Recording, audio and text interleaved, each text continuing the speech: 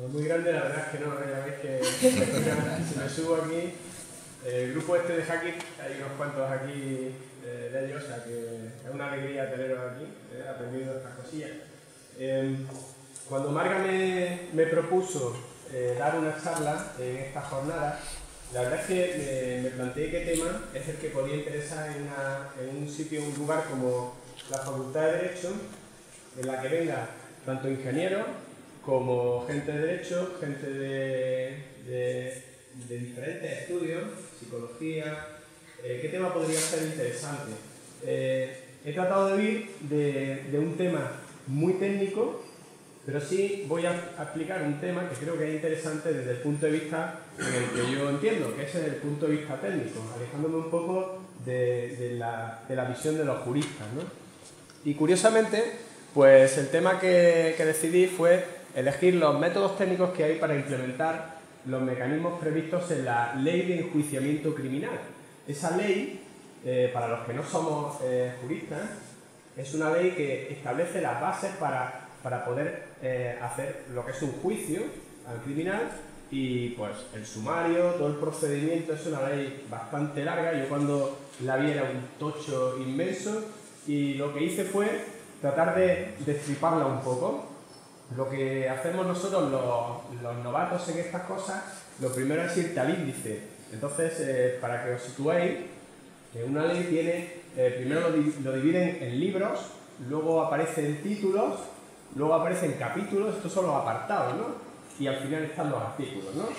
Si me equivoco, vosotros lo decís. Si digo alguna burrada sobre el tema de ley, el caso es que tienen en el libro segundo de esta ley, tiene un capítulo que habla sobre las medidas para limitar la garantía, los derechos y libertades que hay en el artículo 18 de la Constitución.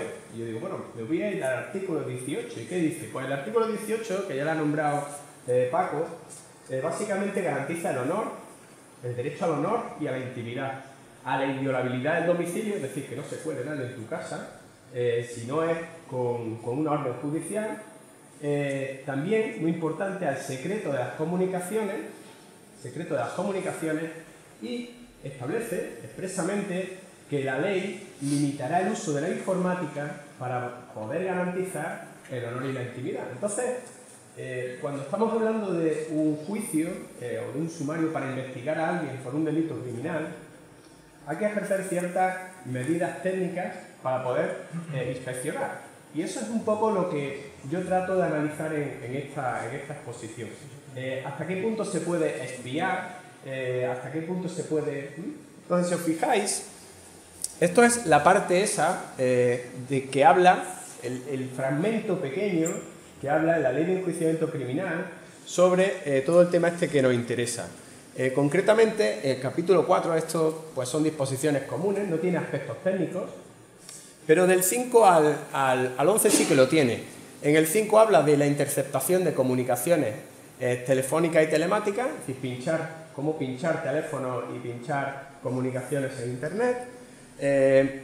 Habla el 6 de la grabación de comunicaciones orales, los típicos micrófonos, incluso de imagen, seguimiento, localización, y luego tiene una parte de registro de dispositivos, de discos, almacenamiento masivo, cómo registrar eso y cómo hacer registros remotos sobre equipo. Entonces, de eso es de lo que voy a hablar. Os voy a contar básicamente estas tres preguntas. Muy importante, como ya dijo ayer Ángel, son las preguntas.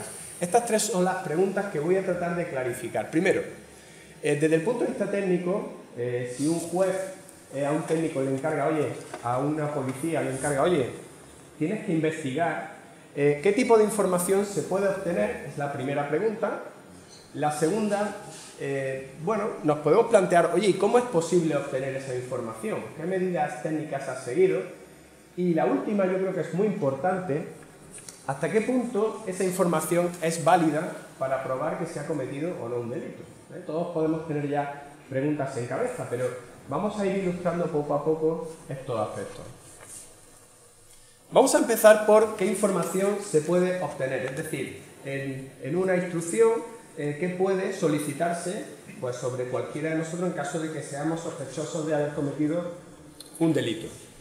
Hay que diferenciar aquí lo que es en la interceptación de comunicaciones, que en una comunicación existen como, podríamos decir, dos tipos de datos.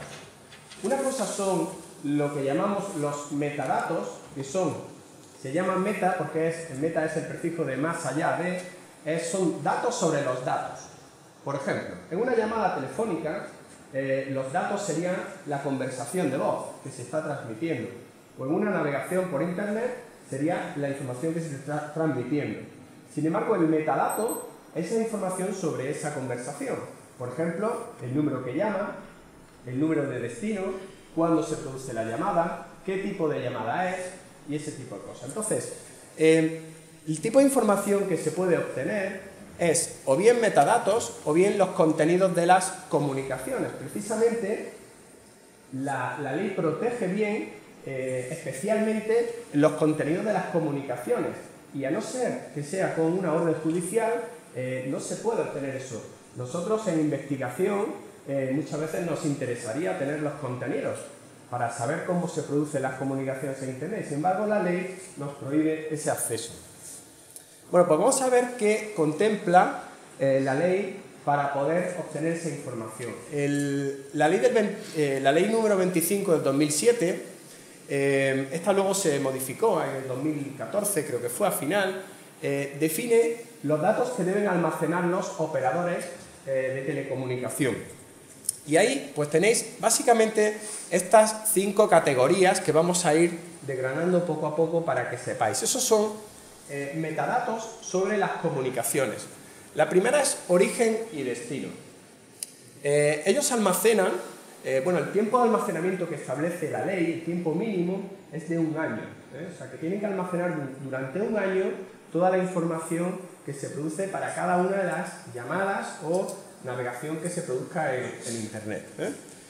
En cuanto a telefonía, almacenan los números de teléfono, tanto el llamante como el que lo recibe, y también los datos del abonado. En este caso, el abonado, el operador tiene, siempre y cuando sea un abonado de ese operador, tendrá su nombre, su dirección, cuentas corrientes, los datos que tenga en el registro ese operador. Evidentemente, cuando se produce una llamada, el operador que genera la llamada tiene los datos de su abonado, pero no tiene posiblemente los datos del abonado al que está llamando, que puede ser de otro operador nacional o puede ser de otro operador internacional.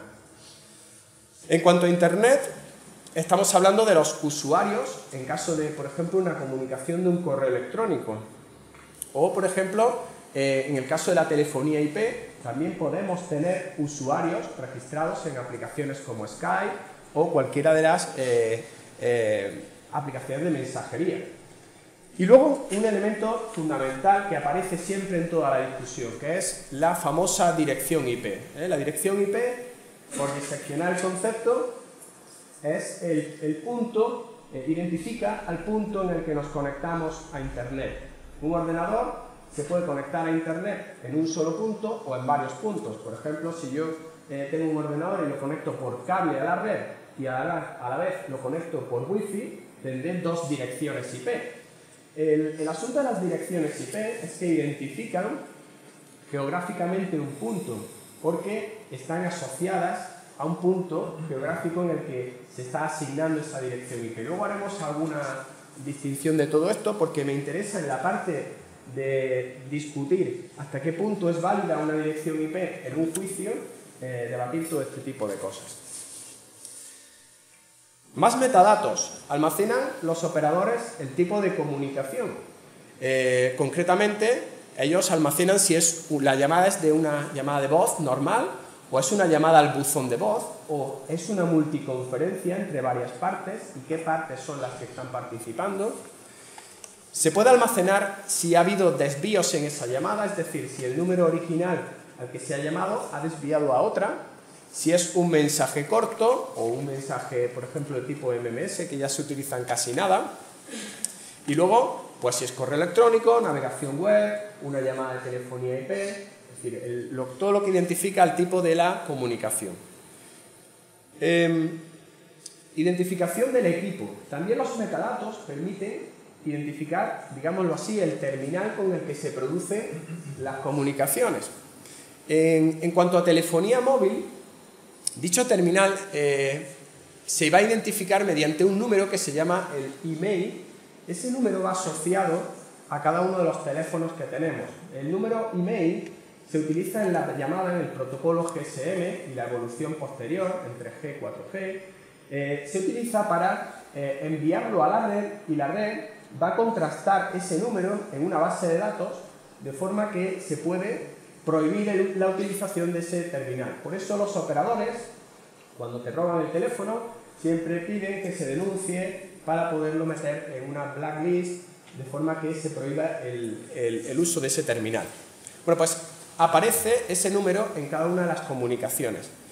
El número IMSI es otro de los números que identifica, en este caso, al abonado, donde en telefonía móvil, abonado se entiende por la tarjeta SIM. Es decir, la tarjetita esta que metemos en el teléfono, esa es la tarjeta SIM, y tiene grabado internamente un número de 15 dígitos que se llama IMSI. Ese número de 15 dígitos no es el número de teléfono al que nos llaman realmente, sino que ese número se traduce en la red a tu número de teléfono porque hay una base de datos que lo relaciona. Es decir, es importante saber que el IMSI es el que te identifica como abonado, como propietario de esa línea de teléfono, y no el número de teléfono al que te están llamando. Cuando se produce una llamada, por tanto, el operador va a almacenar el IMSI, es decir, la tarjeta que ha hecho la llamada, y el terminal, el email, desde el cual se ha hecho esa llamada. Luego existen algunos servicios que son anónimos, en los cuales no se puede de alguna forma identificar el terminal. Sí es cierto que se puede identificar muchas veces la dirección IP, pero no el tipo de terminal. Si lo has hecho desde un teléfono, por ejemplo, tú envías un correo y a veces no se puede saber si lo has hecho desde un teléfono, desde un ordenador portátil, desde un ordenador fijo. En este caso, cuando se utilizan los servicios anónimos, por ejemplo, las cuentas con proveedores como Hotmail, Gmail y este tipo de cosas, se almacena también los equipos desde los cuales se solicitan esos servicios. Por ejemplo, se tiene información desde qué dirección IP o desde en qué momento se solicitó el alta de una dirección de cuenta de Gmail. Pues toda esta información se dispone para hacer una investigación. Y lo último, el último grupo de metadatos son los datos de localización. La localización te permite saber típicamente dónde está ubicado un teléfono móvil. Lo aplicamos a telefonía móvil porque es el servicio en el cual, además de la dirección IP, se puede determinar hasta qué punto está un móvil en una posición geográfica o no. Hay que decir que la red de telefonía móvil es como si fuera un panel de celdas hechas por abejas, donde en el centro de cada una de las celdas pues hay unas estaciones base radiando. En realidad, la precisión con la que se puede determinar la posición de un móvil depende de si está haciendo una llamada o no lo está haciendo. Cuando está haciendo una llamada, se puede determinar a nivel de celda, que estamos hablando de no llega a 1 kilómetro en lo que serían entornos urbanos, pero puede ser de varios kilómetros en entornos rurales, porque el tamaño de las celdas crece en entornos que tienen menos ruido, como por ejemplo el campo, zonas rurales, mientras que las ciudades pueden ser de unos 100 metros, con microceldas o incluso más pequeñas en edificios. Entonces, se puede determinar cuando haces una llamada, la celda desde la que se está haciendo esa llamada y, por tanto, la posición geográfica, ya os digo, aproximada de dicha llamada. Bueno, pues estos son los metadatos. Podemos, además de los metadatos, acceder al contenido de las comunicaciones. Es decir, el operador puede acceder a ese contenido de las comunicaciones, pero nunca puede hacer el almacenamiento de ese contenido. Es decir, el operador no está almacenando todas las llamadas que estamos haciendo, almacenando el contenido, no está grabando las conversaciones, ni está grabando todos los mensajes cuando navegamos por Internet. solamente los metadatos los almacena como mínimo un año, ya os digo. Pero cuando hace falta investigar en una causa, se permite acceder al contenido de las comunicaciones. Y aquí aparece como información útil la grabación de las conversaciones telefónicas o, por ejemplo, se puede inspeccionar las direcciones web, esos son las URL, las direcciones que escribimos en los navegadores para los recursos que estamos descargando. O, por ejemplo, toda la información que estamos enviando en formularios web. Cuando rellenamos el típico formulario de registro, escribimos nuestro nombre, nuestra dirección, todo ese tipo de cosas son el contenido. También se pueden ver las cabeceras de correo electrónico. Fijaos, por ejemplo, esto es un correo electrónico en modo texto. Esto se usa mucho, por ejemplo, en las periciales para demostrar pues, el hecho de que haya sido una persona la que ha enviado un correo o no lo ha enviado y ese tipo de cosas. Entonces, aquí, en estos elementos, aparece, fijaos que el correo electrónico, tal y como nosotros lo conocemos, es esto de aquí. Esto es una prueba de correo para el experto. Es un correo que yo me he mandado a mí mismo. Entonces, si os fijáis, en realidad el correo contiene una serie de información aquí que parece como algo así, como chino, pero en realidad, si nos fijamos, tampoco es tan chino. Si aprende uno a descifrar este tipo de información, puede ver que se puede tracear el camino que ha seguido el correo.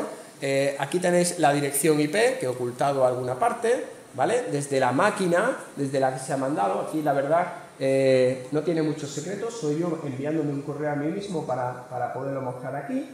Pero sí es verdad que se puede ver, por ejemplo, la dirección IP de la que se está enviando ese correo y a partir de ahí seguir investigando ese tipo de cosas, ¿no? Se puede ver la fecha en la que se envió y un montón de cosas. Incluso se puede determinar aspectos interesantes como, por ejemplo, que para enviar este correo se utilizó un navegador, Firefox, de ahí viene la versión esta de Mozilla. Podría incluso decir que se ha hecho con el móvil o se ha hecho con un PC en función de la versión del navegador. Es decir, se pueden determinar mucha información si puedes acceder al contenido de los correos. Bueno, ¿y cómo se obtienen esos datos? Es decir, ¿cómo hacemos para obtener todos estos datos de las redes? Bueno, pues básicamente los metadatos es bastante sencillo. El operador los va almacenando y lo que se hace en una instrucción es, con autorización judicial, solicitarlo al operador, que los tiene almacenados en su base de datos y los proporciona al juzgado y por tanto pues al perito judicial o al que corresponda, ¿no? En cuanto al contenido es un poco más complejo. ¿Por qué? Porque hay que acceder a algo que los operadores no tienen almacenado. Entonces aquí aparece el famoso sistema SITEL, que es el sistema de interceptación telefónica que está desarrollado en España para, bueno, pues aquí tenéis una viñeta un poco antigua con Alfredo ahí inspeccionando una llamada telefónica, ¿no? El sistema SITEL es un sistema muy poco complejo desde el punto de vista técnico, pero muy complejo desde el punto de vista de procedimiento. Fundamentalmente funciona colocando unas sondas en lo que sería la red de comunicaciones de los operadores, por ejemplo en Telefónica, Vodafone, Orange, tienen unas sondas ubicadas en distintos sitios, de modo que son capaces de grabar la información, derivar la información que está pasando por esa comunicación hacia los puestos del sistema SITEL, donde está operando Guardia Civil, y ahí lo que se hace, llega la orden judicial, se monitoriza esa comunicación y se graba la comunicación en unos discos duros. El problema de todo esto es garantizar que esa información no está manipulada, no está desviada, para que pueda utilizarse en un juicio como una prueba y eso sea eficiente. Entonces, la complejidad en realidad del sistema SITEL es precisamente eso, garantizar la integridad de la cadena de custodia de esa información para poderla usar en juicio. ¿Qué técnicas básicas utiliza el sistema SITEL? Pues son técnicas muy sencillas, muy conocidas. El sniffing de red es, básicamente, te pones en el punto intermedio entre dos elementos que se están comunicando y te dedicas a sacar los bits que están pasándose de uno a otro y luego pues se interpretan esos bits y punto. O muchas veces, en caso de que la comunicación que se produce directamente esté cifrada, si obtuviéramos los bits estarían cifrados y no podrías saber qué está sucediendo. En esos casos hay una técnica que se llama el hombre en el medio, man in the middle, o su variante sería man in the browser cuando se introduce en el navegador, y consiste en que entre la víctima y el servidor, por ejemplo, si fuera una comunicación web cifrada, pues colocamos a ese atacante que recibe la información y hace creer a la víctima que se está comunicando con el servidor web. Cuando esta víctima se comunica con este, pues le está enviando la información que este descifra y luego remite al web server, de modo que la comunicación sigue este camino y ni este se dan cuenta en realidad de que está pasando por medio de alguien que está inspeccionando la comunicación. Bueno, pues en estas técnicas tienen muchas variantes que se pueden utilizar siempre de forma maliciosa o de forma beneficiosa. Cuando se utiliza dentro de los términos de la ley, pues se pueden siempre, ya os digo, con orden judicial, porque es uno de los derechos que tenemos reconocido en nuestra Constitución, el tema de la privacidad de las comunicaciones, el secreto. Para terminar, las técnicas que se están desarrollando también para obtener la información son técnicas de análisis inteligente de los datos, lo que conocemos ahora como el Big Data o la correlación de datos en múltiples bases de datos y demás. Vamos a ver la pregunta de la validez de la información. Ya sé lo que puedo obtener. Os he dicho así por encima cómo puedo obtenerlo, pero la pregunta es ¿hasta qué punto es válido esa información o puede ser una prueba en un juicio para utilizar? Bueno, pues tenemos que saber que existen numerosas técnicas de ocultación de la información. Por ejemplo, respecto al contenido, todos sabemos que se puede cifrar la información cuando la enviamos. Por ejemplo, cuando en nuestros navegadores utilizamos la navegación que llamamos HTTPS, es decir, cuando aparece el candadito en nuestro navegador, en realidad estamos cifrando la comunicación y eso impide que se pueda snifar en la red, es decir, que en un punto intermedio se obtenga esa información, o también, si se usan bien los certificados, evita que pueda haber alguien en medio descifrando y volviendo a cifrar. De modo que, utilizando bien el cifrado de la información, es muy complicado obtener lo que son los contenidos. Además, también podemos usar los mail cifrados.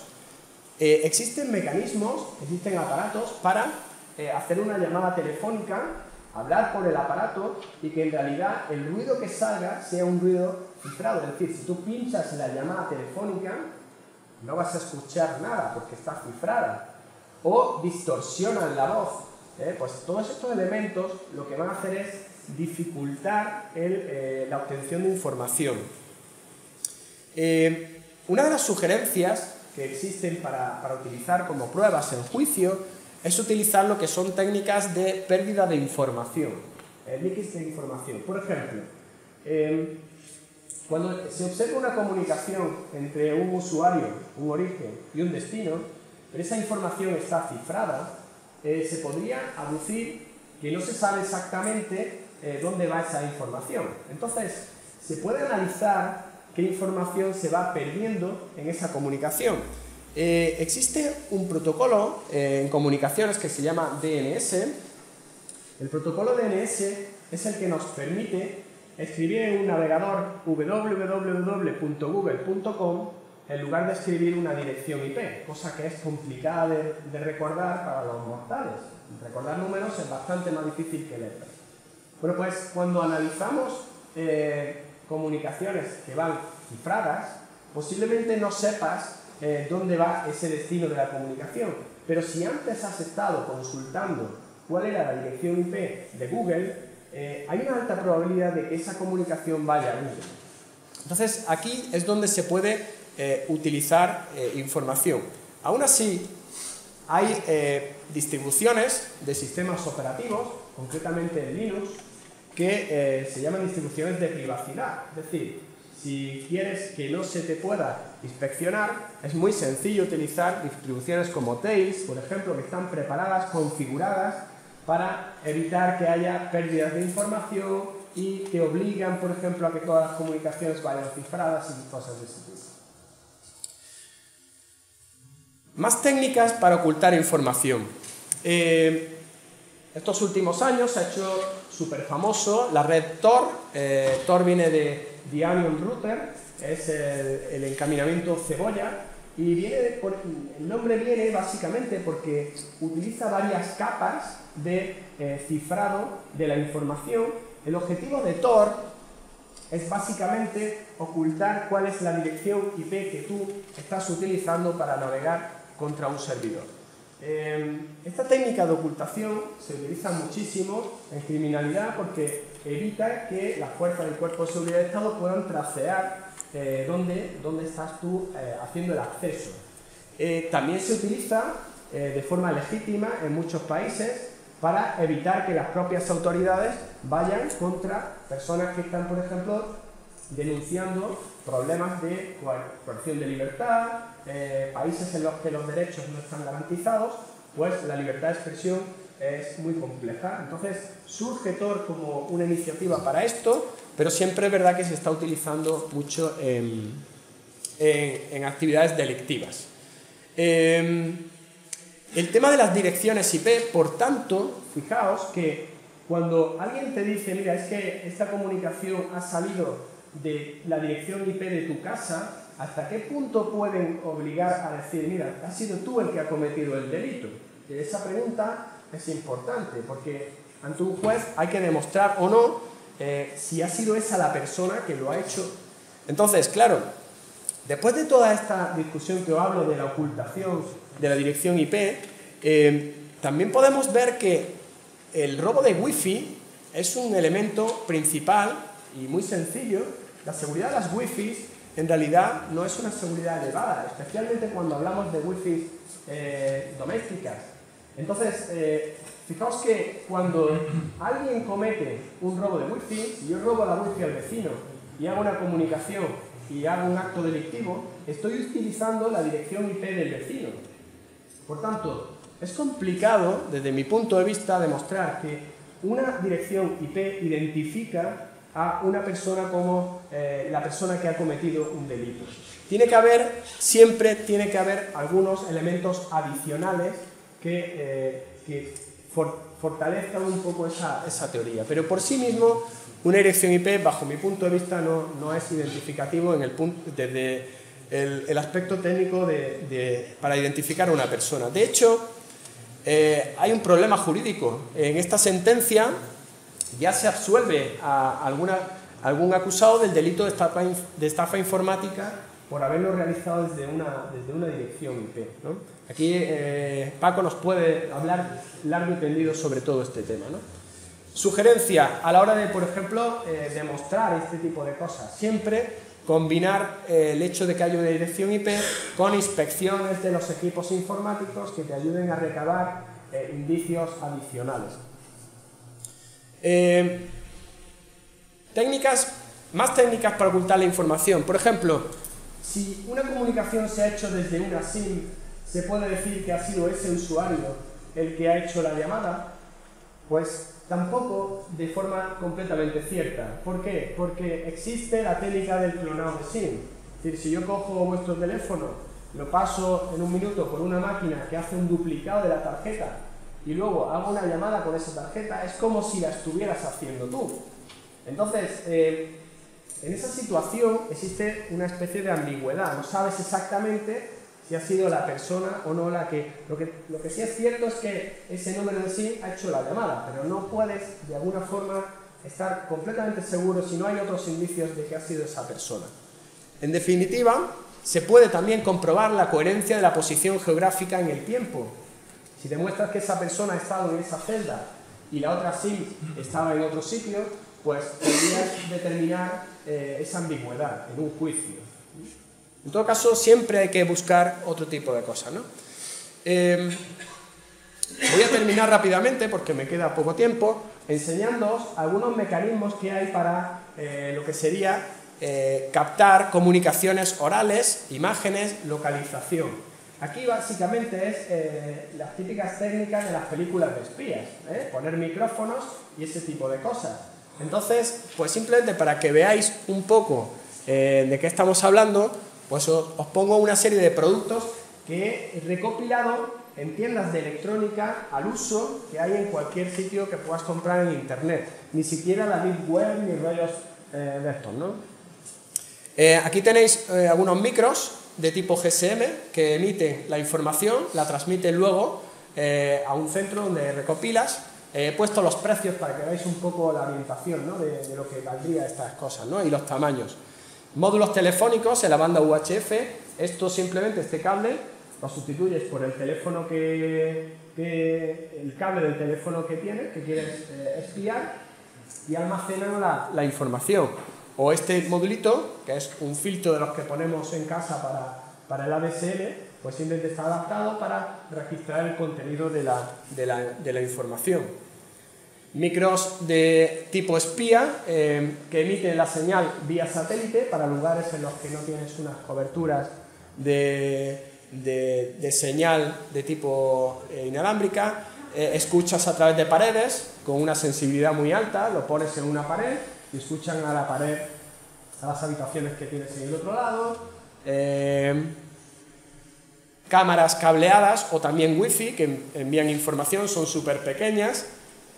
Aquí tenéis una serie de dispositivos de cámaras camufladas que hay, todas estas serán las que utiliza Villarejo y demás, nuestros amigos, ¿vale?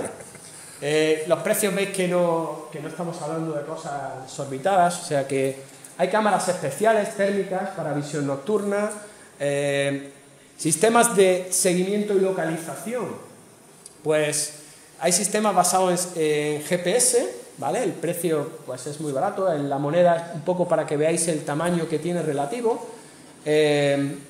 Localizadores que se ponen tipo Lapa debajo de las chapas de los vehículos, localizadores GPS personales que se pueden utilizar para saber dónde va yendo una persona. Contramedidas. ¿Y existen contramedidas para esa información? Pues también las hay. Los distorsionadores de voz pues se utilizan precisamente para eso, es lo que hemos hablado antes, es como cifrar la información. O los kits de teléfono anti-hacking lo que hacen es establecer toda esa serie de medidas. Esto se vende como un teléfono seguro, ¿no? Y entonces lo que hacen es establecer toda esa serie de medidas para que tú no vayas a dejar rastros de información y cosas de ese tipo, ¿no? En las versiones baratas de esto es utilizar distribuciones como la Tails que he comentado antes y cosas de esas para comunicarte, ¿no? Detectar dispositivos de escucha, inhibidores de señal para que no puedan grabarte y cosas de ese tipo. Bueno, registros locales. Esta es la última parte de la ley de enjuiciamiento criminal. ¿En qué consiste? Pues consiste en que la policía detecta indicios en un sitio y entonces entra, registra, coge un ordenador y entonces lo analiza, hace un forense sobre el ordenador para obtener indicios criminales sobre cualquier cosa, ¿no? Cosas que hay que tener en cuenta, pues que se puede hacer el forense que se llama en vivo, cuando la máquina está encendida, y se puede obtener mucha más información, aunque esto es complicado, porque hay que hacerlo siempre intentando no afectar a la prueba, es decir, que la medida o la obtención de datos no se pueda demostrar que no está interfiriendo o insertando datos delictivos. Entonces es muy importante tener en cuenta lo que se llama la no alteración de la información. Para eso se utilizan técnicas de hashing, para decir, mira, esta es la información original. Un hash es un resumen de la información que tú obtienes. Esto en técnica forense es lo básico. y también utilizar herramientas estándar que se pueda demostrar que son herramientas que no introducen cosas o artefactos en las pruebas que tú estás cogiendo. Voy muy rápido por esta parte y lo último es el tema de los registros remotos sobre equipos informáticos. La ley de enjuiciamiento criminal contempla la posibilidad de hacer este tipo de registros. Un registro remoto sobre un equipo informático, hablando claro, es introducir un virus en el ordenador del que estás espiando y obtener información. Se les suele llamar troyanos o ya vemos, hay muchas variantes, pero básicamente es eso, es introducir un software malicioso que espía, un spyware, que te va dando la información en forma de, si es un keylogger, es las pulsaciones del teclado, o captura de imágenes, los ficheros, los correos, el historial de navegación. Es decir, ya no vale cifrar la información, no vale nada, sino que fundamentalmente es una persona, como si fuera una persona que está viendo lo que tú haces, incluso puede interferir con tu propia máquina.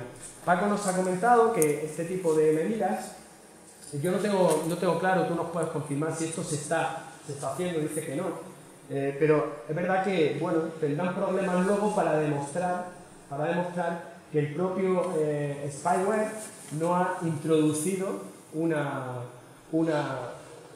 artefacto, ¿no?, dentro de la máquina. Es decir, como el que es acusado puede decir, no, es que has sido tú el que has metido esa prueba, esa foto de pedofilia, porque tú estás metido dentro de mi ordenador, ¿no?